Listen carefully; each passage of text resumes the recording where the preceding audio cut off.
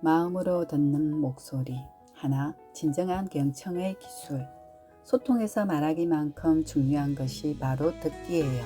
이번 장에서는 타인의 목소리 그리고 그 목소리에 담긴 마음을 어떻게 듣고 이해할 수 있는지 알아볼 거예요. 첫째, 모든 주의를 상대방에게 집중해야 해요.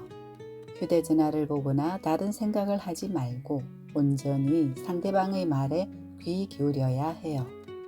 둘째, 상대방의 말을 중간에 끊지 말고 끝까지 들어야 해요. 우리는 종종 상대방의 말을 끝까지 듣지 않고 중간에 끼어들려는 충동을 느껴요. 하지만 이는 진정한 경청을 방해하는 행동이에요. 셋째, 상대방의 목소리, 톤, 속도, 음량 등을 주의 깊게 관찰해요. 이런 요소들은 상대방의 감정 상태를 파악하는 데 중요한 단서가 되거든요. 넷째, 적절한 반응을 보여줘요.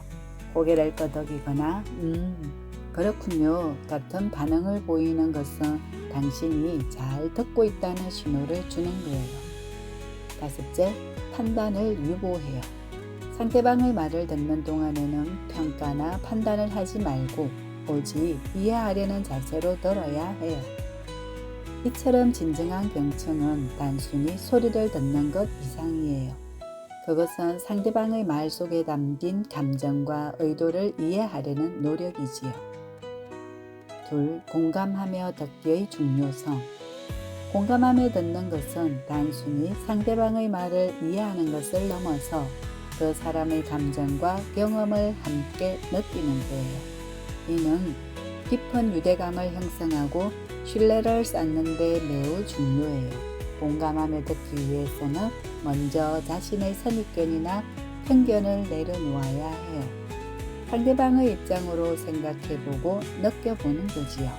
예를 들어 누군가가 힘든 일을 겪었다고 말할 때 단순히 그럴 수 있지라고 생각하는 게 아니라 그 상황에서 나라면 어떤 기분이었을까라고 생각해 보는 거예요.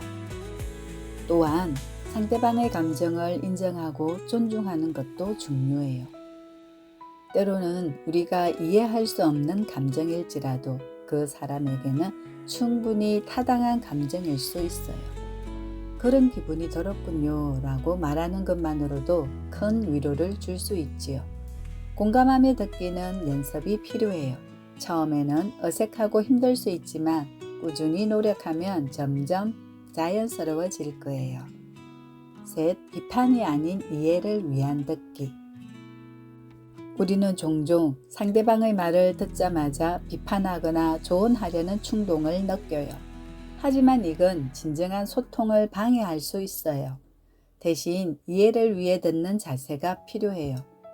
상대방의 관점, 경험, 감정을 이해하려고 노력하는 거지요. 이를 위해서는 열린 마음과 호기심이 필요해요. 예를 들어 누군가가 당신과 다른 의견을 말할 때 즉시 반박하려 하지 말고 왜 그렇게 생각하는지 더 자세히 설명해 줄 수 있나요? 라고 물어보는 거예요. 이렇게 하면 상대방의 생각을 더 깊이 이해할 수 있고 때로는 본인의 생각을 바꿀 수 있는 기회가 되기도 해요. 이해를 위한 듣기는 판단을 유보하고 상대방의 이야기를 있는 그대로 받아들이는 거예요. 이는 쉽지 않지만 연습을 통해 점차 향상될 수 있어요.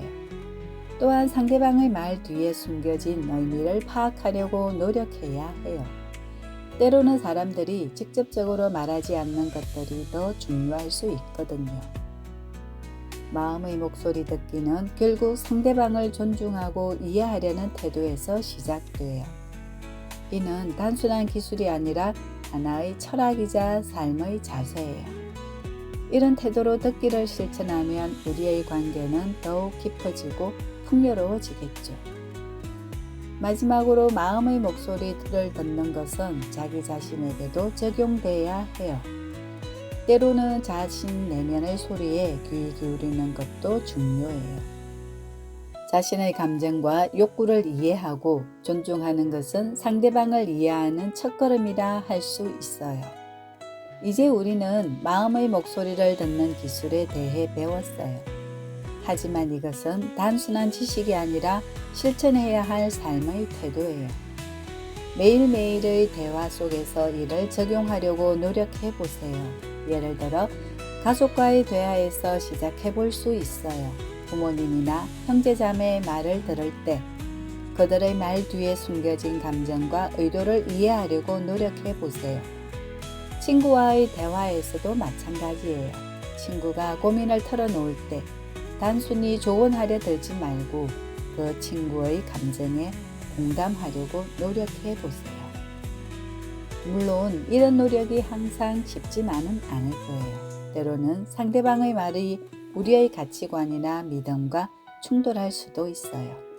하지만 그럴 때일수록 더욱 열린 마음으로 듣는 연습을 해보세요. 이해하려고 노력한다고 해서 반드시 동의해야 하는 건 아니니까요. 다음 장에서는 이런 듣기 기술을 실제 상황에 적용하는 방법에 대해 더 자세히 알아볼 거예요. 우리의 귀와 마음이 더욱 열리고 우리의 관계가 더욱 깊어지길 응원해요. 이해하는 것과 동의하는 것은 다르죠. 상대방 마음의 목소리를 듣는 것도 연습과 훈련이 필요하군요.